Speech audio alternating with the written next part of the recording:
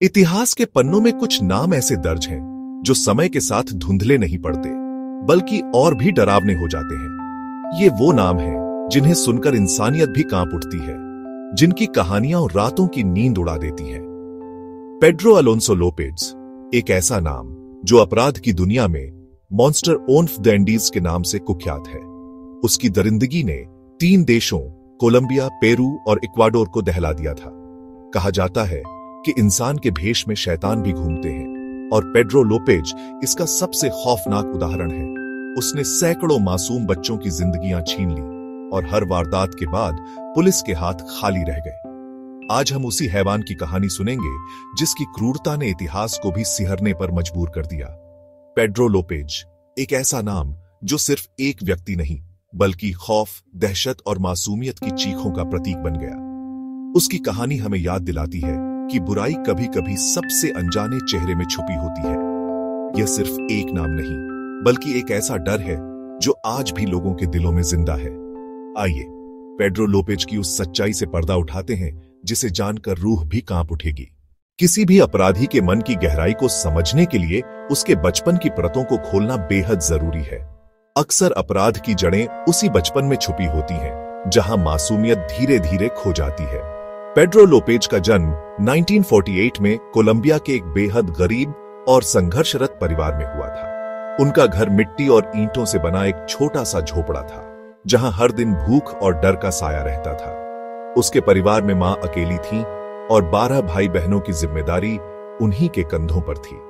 पिता की गैर मौजूदगी ने घर को और भी असुरक्षित बना दिया था। घर में प्यार और सुरक्षा की जगह अक्सर झगड़े, गाली गलौज और हिंसा का माहौल रहता था। पड़ोसियों के अनुसार पेड्रो बचपन से ही डरा सहमा और अलग थलग रहता था। एक बार पड़ोस की एक महिला ने बताया कि पेड्रो को अक्सर भूखा और गंदे कपड़ों में सड़कों पर भटकते देखा जाता था। उसकी आंखों में मासूमियत की जगह डर और गुस्सा झलकता था।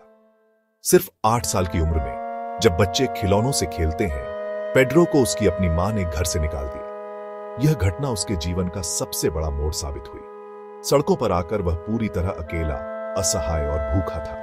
इसी माहौल में उसके मन में डर, गुस्सा और नफरत की जड़ें गहराती चली गई। मनोवैज्ञानिक मानते हैं कि ऐसे बचपन में पले बढ़े बच्चों के भीतर संवेदनाएं मरने लगती हैं और वे समाज से कटते चले जाते हैं। पेड्रो लोपेज का बचपन इसी अंधेरे में खो गया। जेल की सलाखों के पीछे बिताए गए सालों ने पेड्रो लोपेज को और भी खतरनाक बना दिया था। वहां उसने अपने भीतर की नफरत और हिंसा को और गहरा कर लिया। मनोवैज्ञानिकों का मानना है कि जेल में रहकर उसके भीतर की संवेदनाएं मर चुकी थीं। वह अब अपराध को सिर्फ एक खेल समझने लगा था। जेल से रिहा होने के बाद पेड्रो लोपेज एक नए इंसान के रूप में बाहर आया, लेकिन यह इंसानियत के लिए और भी खतरनाक था। खुद पेड्रो ने एक बार कहा था, मुझे अब किसी के लिए कोई पछतावा नहीं है, मैं वही करता हूं जो मुझे सही लगता है। एक ऐसा इंसान जिसके दिल में दया और रहम के लिए कोई जगह नहीं बची थी। 70 के दशक की शुरुआत में उसने पेरू का रुख किया। वहां की कमजोर कानून व्यवस्था और गरीब बस्तियां उसके लिए आसान शिकार थीं। वहां उसने अपनी दरिंदगी का वो खेल शुरू किया जिसने उसे मॉन्स्टर ऑफ द एंडीज का नाम दिया। उसकी हरकतों से पूरे समाज में डर और दहशत फैल गई थी। अखबारों की सुर्खियां उसकी क्रूरता की गवाह थी। वह जानबूझकर उन जगहों को चुनता था जहां गरीब और आदिवासी लोग रहते थे। लोग अपने बच्चों को घर से बाहर भेजने से डरने लगे थे। स्कूल, बाजार, हर जगह खौफ का माहौल था। वह खुद को एक दयालु यात्री या एक छोटा मोटा व्यापारी बताता था। वह अक्सर भीड़ भाड़ वाले बाजारों, स्कूलों और बस स्टॉप के पास मंडराता रहता था, जहां मासूम बच्चे अपने माता पिता का इंतजार करते थे। उसकी नजरें हमेशा शिकार की तलाश में रहती थीं।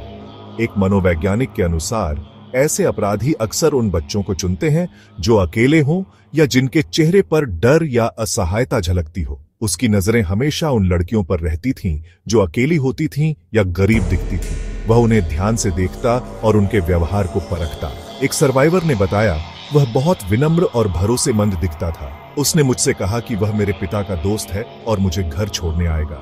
वह बच्चों के पास जाकर बड़े प्यार से बात करता, कभी उन्हें टॉफी या खिलौने का लालच देता तो कभी खुद को परिवार का दोस्त बताता। कई बार वह बच्चों को कहानियां सुनाता या उनकी मदद करने का नाटक करता, जिससे बच्चे आसानी से उसकी बातों में आ जाते। बच्चे आसानी से उसकी बातों पर यकीन कर लेते थे। क्योंकि वह बहुत साधारण और भरोसेमंद दिखता था। वह बच्चों को बहला फुसलाकर शहर से दूर सुनसान जगहों पर ले जाता, जहां कोई मदद के लिए नहीं होता। वहां उस अंधेरे और डरावने माहौल में वह अपनी दरिंदगी को अंजाम देता। उसकी क्रूरता की कहानियां आज भी लोगों की रूह कंपा देती हैं।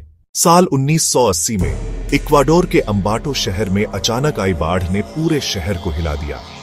पानी उतरने के बाद लोगों को कुछ ऐसा दिखा जिसने सबको दहला दिया। मिट्टी के कटाव से कई जगह गहरे गड्ढे बन गए थे। जब स्थानीय लोग और पुलिस इन गड्ढों की जांच करने पहुंचे तो वहां से एक एक कर बच्चों के कंकाल और अवशेष मिलने लगे। फॉरेंसिक टीमों ने तुरंत इलाके को घेर लिया और सबूत इकट्ठा करने लगी। इस दौरान कई परिवार अपने लापता बच्चों की तलाश में रोते बिलखते वहां पहुंचे। पुलिस ने तुरंत जांच का दायरा बढ़ाया। जगह जगह सबूत जुटाए गए, कपड़े, खिलौने और अन्य सामान। मीडिया ने इस मामले को प्रमुखता से उठाया, जिससे पूरे देश में सनसनी फैल गई।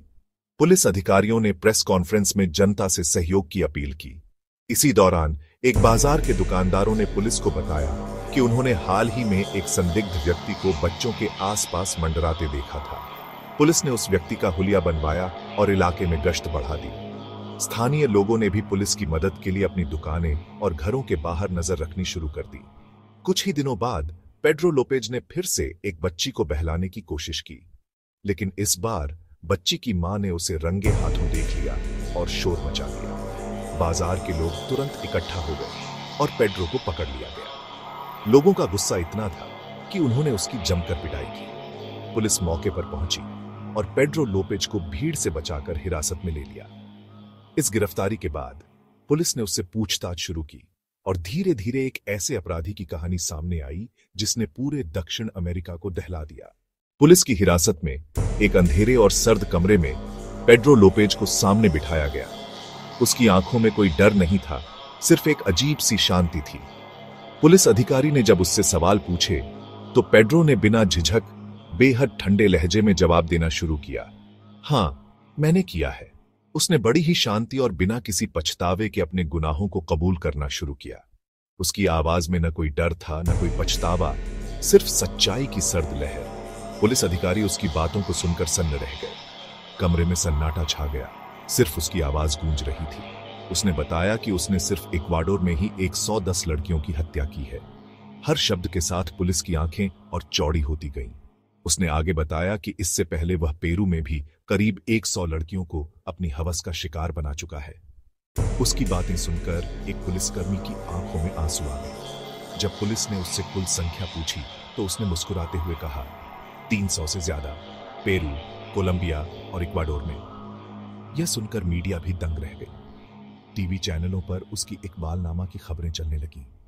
अखबारों की सुर्खियां बन गईं, monster on off the Indies का सच। जब पुलिस उसकी बताई हुई जगहों पर पहुंची तो उन्हें एक एक करके 53 और बच्चों के कंकाल मिले। हर कंकाल के साथ एक मासूम कहानी दफन थी। पेड्रो लोपेज के इकबालनामे और पुलिस द्वारा बरामद किए गए सबूतों के बाद उस पर मुकदमा चलाया गया। अदालत में उसके अपराधों की भयावहता ने सबको सन्न कर दिया। गवाहों के बयान और सबूतों की लंबी फहरिस्त ने न्यायपालिका को भी झकझोर दिया। इक्वाडोर की अदालत ने उसे 110 हत्याओं का दोषी पाया, लेकिन कानून की सीमाओं के कारण उसे अधिकतम 16 साल की सजा ही सुनाई जा सकी। यह फैसला सुनते ही अदालत में मौजूद लोगों में आक्रोश फैल गया। कई लोगों ने इस सजा को नाकाफी बताया और सड़कों पर उतरकर विरोध प्रदर्शन किए। पीड़ित परिवारों के लिए यह न्याय अधूरा था। सिर्फ 14 साल जेल में बिताने के बाद 1994 में उसे रिहा कर दिया गया। उसकी रिहाई के बाद पेड्रो लोपेज अचानक गायब हो गया। पुलिस और मीडिया ने उसे ढूंढने की बहुत कोशिश की, लेकिन वह रहस्य बनकर रह गया। आज भी पेड्रो लोपेज का कोई सुराग नहीं मिला है। उसकी कहानी न्याय व्यवस्था की सीमाओं और समाज की असुरक्षा का प्रतीक बन गई है। यह घटना हमें याद दिलाती है कि कानून में सुधार और समाज में जागरूकता कितनी जरूरी है। हमें अपने बच्चों को अच्छे और बुरे स्पर्श के बारे में सिखाना होगा और उन्हें सतर्क रहना सिखाना होगा, क्योंकि शैतान किसी भी रूप में आ सकता है और एक छोटी सी लापरवाही की कीमत बहुत बड़ी हो सकती है। सतर्क रहें, जागरूक रहें और न्याय के लिए आवाज उठाते रहें।